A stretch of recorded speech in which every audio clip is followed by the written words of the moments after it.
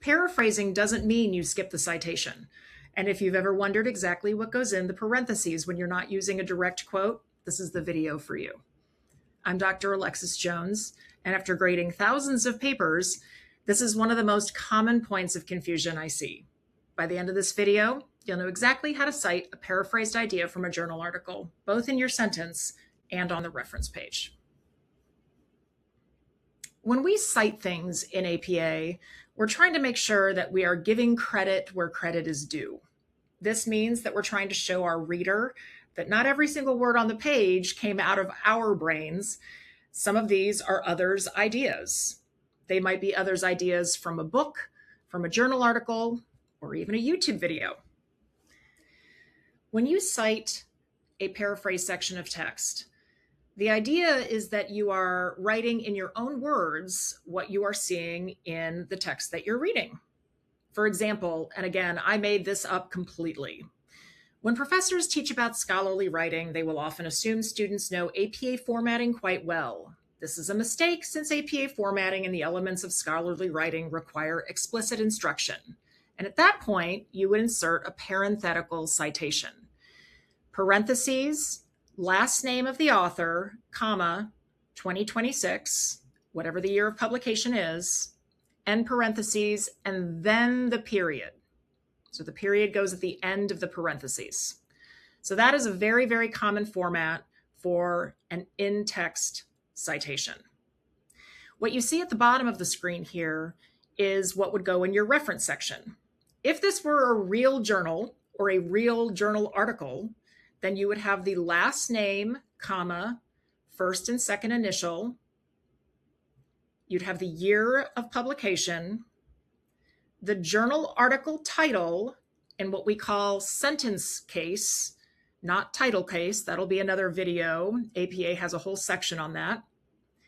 Then the name of the journal in italics, the volume number of the journal in italics, the issue number of that particular journal, not in italics, and then the page range for the article, ending with a period.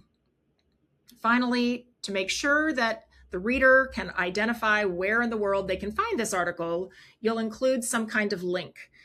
It will most certainly, if it's a journal, be a DOI link, but it can also be some other kind of easily retrievable link. One common mistake that I see is when people forget the citation entirely. And this is a tricky one because no, APA does not want authors to be citing every single sentence in a dissertation or in a thesis or even just a regular course paper. But when you're making a claim and that claim came out of the work that you're reading, you definitely do want to make sure to add a citation, either a narrative citation or a parenthetical citation, and we'll learn about those in other videos. Let's take a look at an example. This mistake is very common with new writers in academia. Children who are read to regularly tend to develop larger vocabularies by kindergarten. This may seem to some of us to be fairly self-explanatory. It's important to read to children. I probably don't need to cite this author, right? That is a mistake. This is a claim that we're making here, and we need to state who has researched this area and who is making this claim. So on the right hand of the slide, you can see how it would be correctly written. Children who are read to regularly tend to develop larger vocabularies by kindergarten.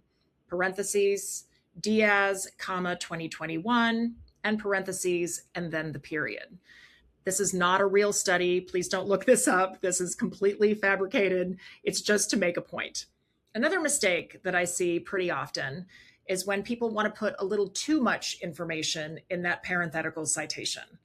They put the author's first and last name, or they put the author's first initial and last name, or they put the month and the year of the publication.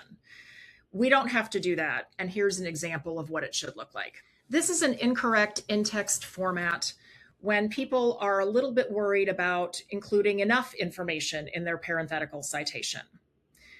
It is very rare for us to need to put an author's first initial in a parenthetical citation. I'll definitely include a video of when that would be necessary, or you can find it in your APA 7 guide.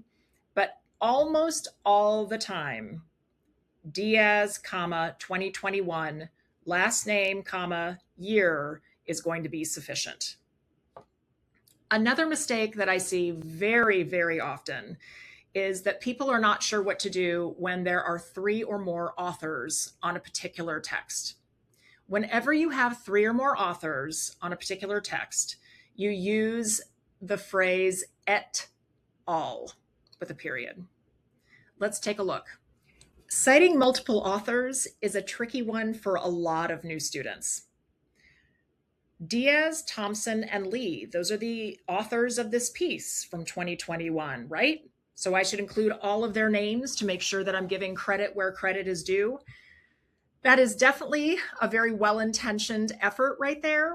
However, APA 7 says that when we have 3 or more authors on a piece, then we want to use et al. Here's how I remember to use et al. Any of you take French in high school? Et-a means and. And so I think to myself, this means Diaz and friends, right? And so Diaz et al. And all with a period instead of another L for all is what we would use to represent the fact that it's Diaz and several other authors, 2021. Now, don't worry if you're worried about that Thompson and Lee, those other authors who are not being represented in this citation, they definitely get referenced in the references section of a paper, so they'll get their credit, don't worry. And there we have it. Just to wrap up, number 1, whenever you are paraphrasing somebody else's work, whether that be video, audio, or written text, you need to make sure to cite what you're paraphrasing.